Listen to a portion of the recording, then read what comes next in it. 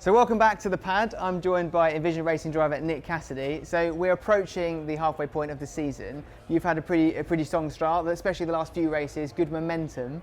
So if it's right with you, I want to go back with some of those key moments from those races. Well, let's start with Sao Paulo because there's a few moments there that I want to talk about. First of all, we had this bit which is a little bit earlier in the race, if I remember rightly. Okay. So here is what I want to call the double overtake. Right. Because you do two moves in one, two for the price of one. Bang, there it is. We're going to get a replay of that in a second. And I want you to talk me through how that looked seemingly so easy. Was that all about energy management? Was it about the strategy? Did you have more to play with? It's at this stage of the race quite early. Obviously, the front group, we all knew it was very sensitive leading the race. To be honest, when I've seen Antonio at this point, I almost initially thought he was going to go for it and I'll be following him. All right, well, let's just go back to that so you can re-explain that. So let's go. So you're saying this point. If we go back a bit further. Back a bit further. So you push play. You can almost see him move a little bit, and I can see that he's a bit indecisive of whether he wants to lead or not. So this point, I'm in slow motion now, so you can see. So you're approaching now. You're still not sure whether he's making a move. If you go fast, a bit faster. You kind of. Oh, okay, maybe it was. It's all right, but for the whole lap. Stoff's trying to get out of the lead. A normal lift point in Formula E is probably about here. So everyone's lifted early, and it's more about just deciding to lead the race or not. We all have our kind of set strategies and what we wanted to achieve, and at this point of the race, I was okay to go there because I knew I was going for attack in a few corners time. So just to take it back a little bit, just then you said Stoff wanted to get out of the lead. What do you mean by that? That's a strategy, right? Yeah, I think this track was particular for it. The amount of energy saving, the level was quite high, and leading the race isn't easy because you're punching a hole in the air. Everyone else has got a bit of the slipstream, a higher straight line speed, which for energy management is quite sensitive with these new Gen 3 cars, and obviously everyone's got their own strategies, and we've all reviewed Sao Paulo, I'm sure, and certainly everyone's got their idea on what they'll do differently. So for this particular moment, it was a case of your strategy being a little bit more push friendly than the others. You could make the move because you knew that your attack move was coming up later. Only for these two corners. Yeah. Okay, it just works out. You can make the move stick. Love it. Okay, well let's go to another point. You are in what I would call a Jaguar sandwich. This is last lap. Mitch Evans, yourself, and Sam Bird behind. Yeah. Let's talk about where you were at this point when it comes to energy. Were you favourable? Were you having to save? Well, this was the last lap, 2 corners to go. So I'd had already a message on my dash. Let's just stop that there before we look at that. Yeah, so a little bit, about here, turn 7, I'd already had a message on my dash. I was flat out to the end. Wasn't sure where Mitch was. I didn't have that information. I knew Sam was as well. He'd probably been flat out for a couple of laps. But the target was so high at this stage of the race that even though Sam had so much pace to get to us, there was no real way, I think, unless we made mistakes, that he had enough energy to be able to overtake us, similar to how I was with Jev in India. Yeah. But obviously, knowing that we all had the same system to get to the end of the race and kind of knew what Mitch uses for the final lap, I knew that he wouldn't, say, derate or run out of energy before the finish line. And so, yeah, here was more a question of, well, how much did he have left and how early would he lift? But he obviously had to lift early, except not quite enough. So that's a really unique example about this particular situation because you've got 3 cars all powered by the same powertrain. Yeah. So you know there or thereabouts what sort of energy you might consume over a traditional lap, but you've all been on varying strategies and your races have sort of been different. You've had to push up a bit more. So I find it really interesting at this point that you're all trying to play this mind game. Where are they? Where am I? Where are here? Yeah, well, it's probably easier to understand at this stage because the finish line is just around the corner. And I'm in a position here where I've gone for the outside. I've got a level of risk because I don't know how friendly Mitch is going to be, even though we're the same powertrain, but we're not the same team. And I know that Sam's obviously going to go for the ideal racing line. So, yeah, it wasn't an easy position to be in. I went for a kind of a safe-ish move, I'd say, but still had a little peak. We're going to play that through because at this moment you're trying to get the lead, Mitch is trying to defend it, but Sam's also trying to get one up on you.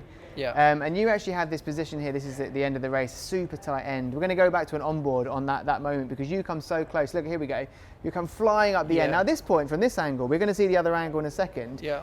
It looks like your corner, but it doesn't end up that way. And I just want to stop it at one point and have you explain that. Yeah. Here we go. We're on board with you. Yeah. So if I just stop here for a second. Yeah. Just going to highlight this. You're ahead at this point. Yeah, but Mitch, firstly, he's going to push me that way. Secondly, he's going to come off the brake to try to pull himself back up here. And you can't really see it, but you can see by my steering angle, I'm really not wanting to go to the wall because the track has got a big bump here. Mm-hmm. And so I'm trying to brake away from this bump. I know in this situation, my only way to pass Mitch is to go around the outside here. However, I think if you play on a little bit, if it can hold with me. So you can see I'm tentative because I'm looking at this. Basically, where it's all grey is covered in marbles. Let's just go back a little bit there and play that through again. So here we go. Quality's not quite at this point. Maybe enough. So you've got dirty track to deal with. Yeah, which is mainly my biggest fear. So push pause. I know that, to be honest, I can run side by side, except here's quite clean, and where you've got this grey is extremely dirty and actually covered in marbles. To be honest, we're race 6 in the championship at this point. I've never really been into marbles like that on a Hankook tyre in a Gen 3 car. And when you're P2 with 2 corners to go, I was quite okay not to take that risk that lap. But it's quite funny actually on the in lap after the race, I drove here. I wanted to feel what it's like and just put that in the memory bank for next time. So what did you learn? Could you have done it at the time? Did you learn that from the in lap, or is that secret? Not secret, but Good. Okay, great stuff. Well, as we know, we saw how that played out, but really interesting to see how that unfolded and the way and why it did. Now, there's a couple of other moments I want to talk to you about. That's the end of the race there. Okay, next clip I want to talk about is Hyderabad, India. You started P9, so you'd already moved yourself up the order. Great use of energy, great use of strategy to make those move sticks and still be in a position to be able to push even further later in the race. So talk me through this race and what you're seeing on screen. This was lap 2 of the race. We all didn't know what level of grip. It was extremely slippery this whole weekend. And you can see there, look how much dust is being kicked up from the cars in front. Like, you can barely see the screen. Yeah, and offline, especially into that turn 3, was extremely dirty. That was a move on Bird, which, to be honest, this is maybe on Ras. This is the Renault Ras move, yeah. Yeah. This one I was lucky that he gave me space. This is 10 laps in, I believe. With Sam, I think it was a bit more obvious. With Ras, I was very lucky that he gave me space because with how I was stopping, if he didn't, I was going into him. So I took quite a lot of risk here. What I'd like you to do is just explain to me on this corner. So you've chosen your line at this point, but as we knew from this circuit, offline was not where anyone wanted to be. So talk me through the process of picking those moves and trying to keep yourself out of trouble. That's what I mean with the element of risk, to be honest, because here's extremely dirty. I wouldn't say I'm struggling to stop, but I know that actually if Rene covers here, there's not really much I can do. So I took quite a lot of risk, and I was very lucky that Rene was nice to me. And if you play on, you'll actually see. Okay, it was on the Bird move, but the Bird move. Okay, yeah. Yeah, basically on the Bird move, you've got Gunther as well ahead, who is also looking back, and you even see him taking a bit of a wider line. So with how this corner was and how treacherous it was, that we knew if somebody else was making a move, you didn't want to be collected. And it was interesting, when you make a move, sometimes a few guys ahead but also leave a bit of space. And that corner created a lot of drama in that race. We saw a lot of things happen there between Jake, Dennis and Rene Ras. There's obviously the two Jaguars colliding as well. Fenestraz, Gunther, there's a lot of people that were victims to that corner. Yeah, and I'd say this was my quite a lucky race for me in terms of it was really unfortunate what happened with the two Jaguars. It could have happened to me, and it was such an easy corner for that to happen, but it did give me a lot of track position, and that's what kind of put me in the fight for the lead, to be honest. Great. Now I want to talk about this stage later on. This is the activating of attack mode.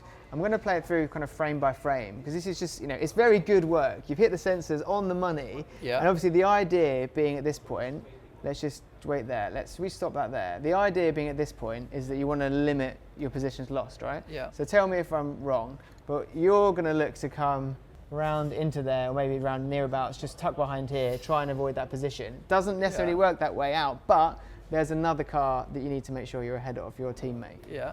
So let's play that through. You're sitting just behind, I think that's Jake Dennis at the time, yeah? Yes, yes. And you make that work, you've activated, you've got the extra power. Dennis is already in attack mode at that point, but you're up on energy, I think, at this point. Yeah, I think he still had an attack to do, so it wasn't an issue so much to lose position there to Jake. But it was a very tricky rejoin, as you saw. I'd actually lost half my front wing earlier when Gunther rejoined. He joined and we made contact. So yeah, it wasn't an easy one there. And then this is the moment where you make that move on Jake Dennis. You've got the extra power, you're up on energy, your momentum is incredible at this point. Yeah. And once again, an excellent turn into that corner, good exit, and suddenly the gap's built. So there we go, another perfect example of that corner, clean done. You mean how close you were there with Jake Dennis, you're basically touching cars, and you clear the gap. And as we know, that race ended with a podium for yourself and some solid points for the team. And there we go. Thank you very much for this insight. I've been doing these on my own, but it's good to actually for you to tell me, actually, mate, you're wrong. This is what happened. No, you're not wrong at all. I mean, it's cool for me to see. I've not seen my own onboard, and so if Formula E can send us a clip and we can analyse that, that's fantastic. We have to make it clear, the analysis has to take place here with me at the pad. No, I really appreciate it. It's nice to look through. Pleasure. Thanks for joining.